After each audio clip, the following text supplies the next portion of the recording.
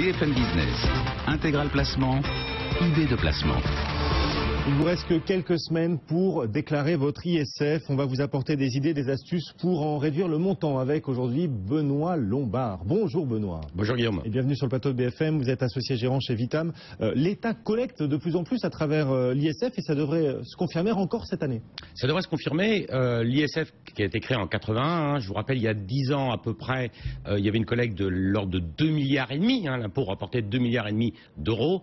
L'année dernière, on était plutôt aux alentours de 5 milliards, un peu plus de 5 milliards.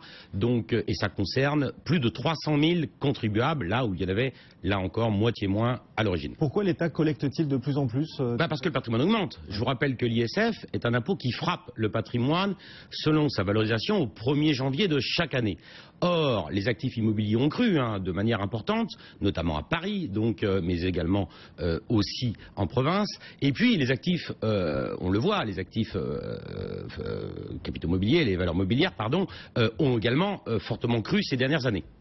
Qui est concerné cette année par la campagne d'ISF? Qui va devoir déclarer là d'ici les prochaines semaines? Il y a deux catégories de contribuables. Il y a ceux qui doivent déposer leur estimation de patrimoine au 1er janvier, le 19 mai prochain, s'ils font la déclaration papier. Donc au sein de leur déclaration d'impôt sur le revenu, il y a un cadre spécifique, c'est page 8 dans une déclaration, la 2042C, donc la complémentaire, donc cadre 9. Donc il s'agit de déposer son patrimoine si jamais il est compris entre 1,3 million et 2,570 000. C'est-à-dire qu'il faut estimer son patrimoine et conserver bien évidemment par devers soi la preuve de la valorisation de l'ensemble des actifs. Patrimoine net, actif, moins passif, c'est pour ça qu'il y a deux cases. Ça, c'est la première catégorie de contribuables.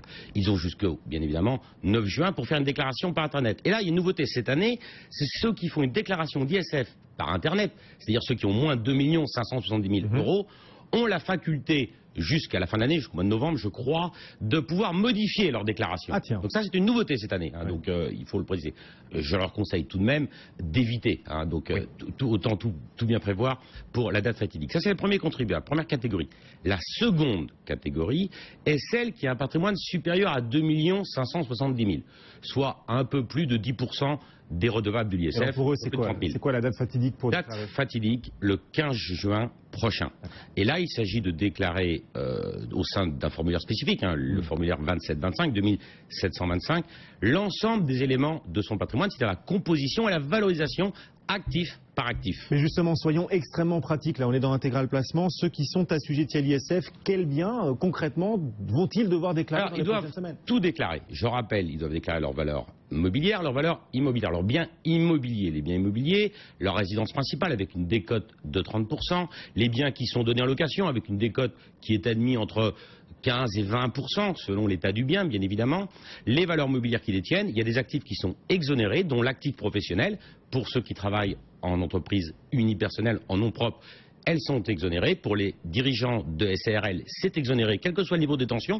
Pour les gérants majoritaires, on l'oublie bien souvent, ce qui n'est pas le cas pour les dirigeants de sociétés anonymes qui doivent détenir au moins 25% de leur actif pour être exonérés. Et puis, bien sûr, il y a des exonérations partielles, par exemple les bois, les forêts, les groupements fonciers agricoles et tout un tas d'inventaires à l'après-vert. Donc on peut bénéficier d'exonérations.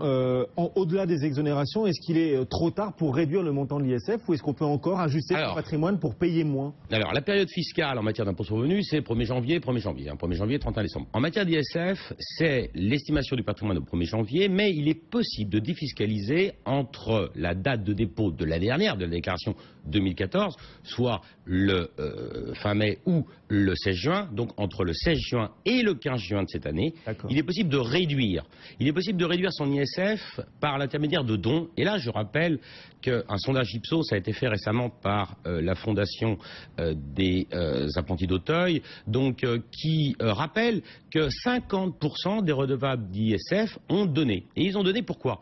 Parce qu'ils bénéficient d'une réduction de 75% du montant donné dans la limite, bien évidemment, d'un plafond maximal d'investissement, enfin de dons de 66 000 euros pour défiscaliser maximum 50 000 euros.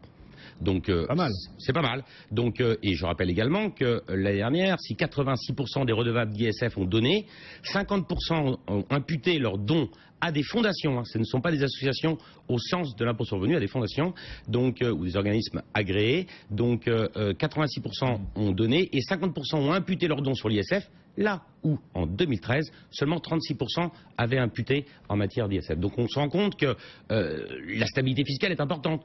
Les redevables commencent à comprendre qu'en donnant, ils peuvent défiscaliser. Bon, et on peut encore donner donc avant la prochaine déclaration, c'est possible. On peut donner jusqu'au 15 juin prochain ou, bien évidemment, 19 mai pour ceux qui sont à la déclaration simplifiée. C'est le seul outil pour réduire l'ISF? Alors, il y en a un deuxième, c'est l'investissement dans les PME. Alors, on parle souvent de renforcement des fonds propres. Il y a deux sortes d'outils. Donc, le renforcement des fonds propres dans les PME repose sur un investissement en actions dans des parts de PME, donc ou dans des fonds d'investissement spécifiques. Alors, on va distinguer les deux. Dans les PME, vous avez le droit de donner jusqu'à hauteur de 90 000 euros, donc d'investir, dans les PME jusqu'à hauteur de 90 000 euros, avec une réduction de 50% du montant investi.